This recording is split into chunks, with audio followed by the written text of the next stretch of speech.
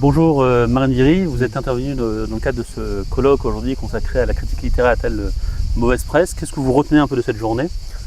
J'en retiens que Juan Asensio, qui a des positions extrêmement fortes, marquées, desquelles il ne varie pas, si je puis dire, et moi, nous sommes pratiquement d'accord sur tout, alors que j'ai la posture à peu près contraire dans le champ social.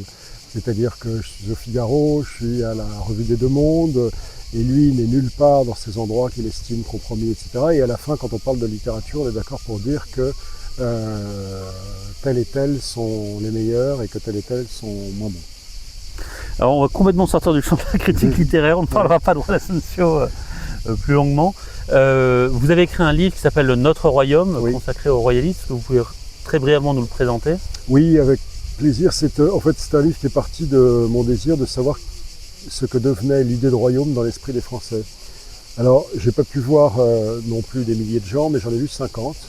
Ce sont des Français qui appartiennent plutôt au milieu, disons, intellectuel et culturel, des écrivains, des philosophes, des historiens, dont certains ont bien voulu être cités et d'autres non, peu importe.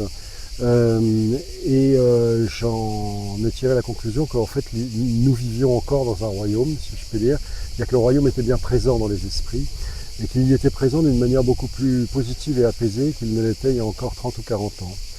Pour une raison assez simple, qui est que je pense que désormais la dialectique historique entre la République et le royaume, la République gagnant et transcendant le royaume, cette dialectique historique-là n'est plus du tout dans les esprits. La Révolution est devenue définitivement un fait d'histoire. Et ce fait d'histoire n'est plus fondateur, il est accidentel. C'est ça que je crois,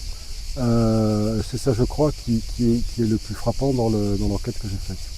Et quel conseil donneriez-vous à quelqu'un qui désirait incarner davantage ce royaume et vivre dans le royaume? Je lui donnerais des conseils d'abord de vie intérieure, et je lui donnerai des conseils d'expression de cette vie intérieure à l'extérieur.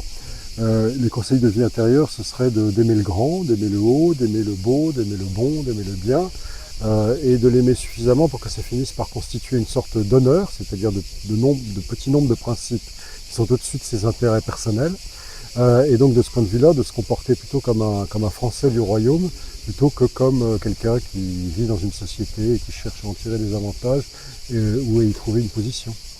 Vous parliez d'honneur, merci de nous avoir fait l'honneur de répondre aux questions, d'être Merci. intervenu dans cette journée. Et puis nous conseillons à tout le monde de lire Notre Royaume. Merci et de lire la beaucoup. suite. Merci.